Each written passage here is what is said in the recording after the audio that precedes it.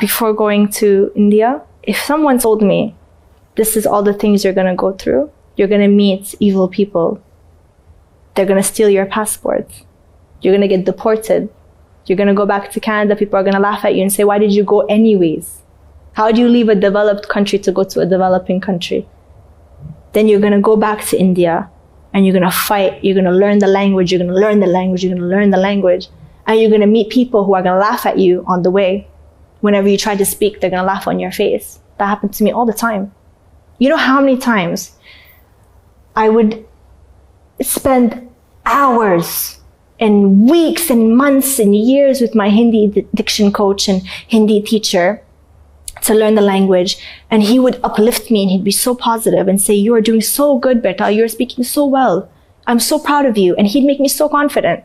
And I would go to a casting director or I'd go to an audition, and they would know I'm not Indian, and they would call me specifically and say, the lines are in Hindi, can you do it? I'd say, yeah, I'll try my best. And I would do them and they would laugh in front of me. During the take, they would start laughing together, high-fiving each other. Ah, ah, ah, ah. Did you hear how funny she sounds? And my ego, I'd be like, how dare you? Wait till I leave, at least, you know what I mean? Like, why would you do it in front of my face? And that would take me back to when I was 11. I was just gonna say. Oh man. I get so angry and I would have this dirty attitude and I'd be like, what's so funny? Nothing. No, what's so funny? Cause like you were like hilariously laughing like hyena. What's so funny? No, it was cute. And I would leave. And that time I was traveling in a rickshaw. I didn't have a car. You know what rickshaws are, right? Yeah. And I'd stand in the middle of the road and it's always raining. SubhanAllah, it's always raining when happens. And it's raining and I'm like hailing the rickshaw, he's coming and I'm crying and I'm like, you know, that time I was living in an area called Veera Desai Road. So I'd be like, Maya, Veera Desai Road. And I'd be crying, he'd be like, huh? I'd be like, Veera Desai Road, chalo. And he would take me and I would go and I'd howl and cry in the rickshaw. And the rickshaw driver is like traumatized. He's driving and he's like looking and he doesn't know what to do. And I'm like, crying. And I pick up the phone and I call my Hindi teacher. You said I was good. You said I was doing so good. And he'd be like, what happened? I'm like, they laughed at me. That's all I would say. They laughed at me. I'm telling the embassy, the consulate, don't send me back, please. Inshallah, don't send me back. They're like, no, but you don't have a passport, you don't have a visa, it's protocol, we gotta send you back. You don't understand.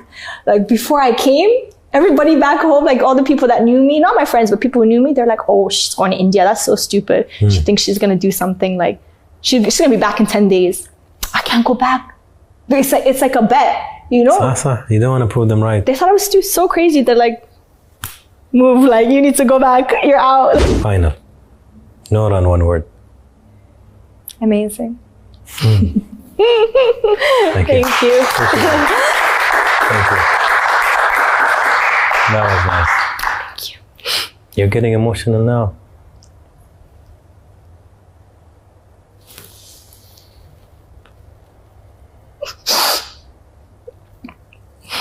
That was so nice. It was. Why are you crying? I think it's funny. It's like in a good way. It's not a bad thing. It's a good thing. I know. Because mentally, there's a rewind that happens. It's like, so it's like intense.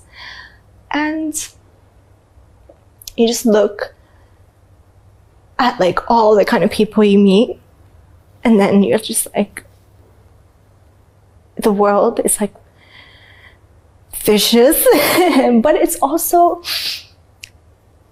I'll tell you why I cry, because I think about like other people, like girls that maybe went through the same thing as me and probably gave up. Like, it's so easy to give up. And I think about the kind of people I met who really brought me down, not in India, everywhere, even in Canada.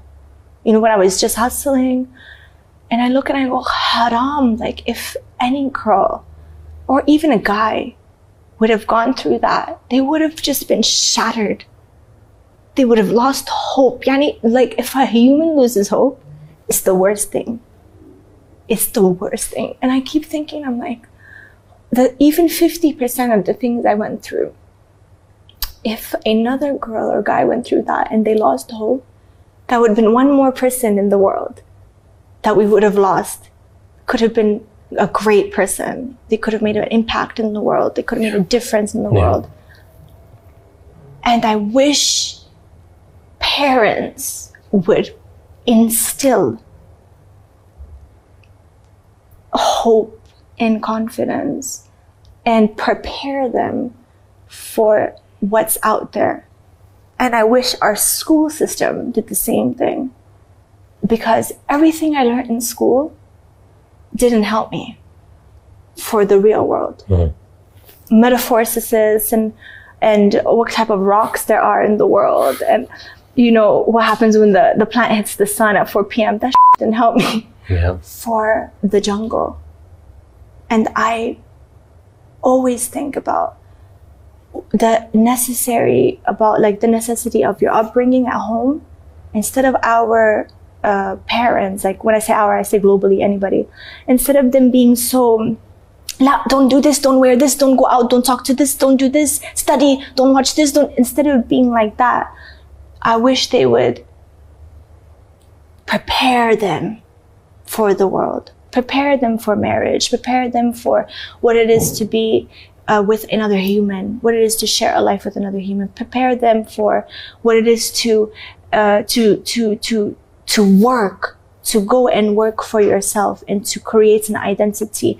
Prepare them for the workforce. The workforce is not an easy place. The kind of things women and men face, we're not prepared for that. And two things happen. Either they ruin you for life or they make you for life. But most of the time, they ruin you for life. They break you. They ruin your personality, your charisma, your aura. They make you negative. And you are the same person who will have kids and you will inject that negativity to the next.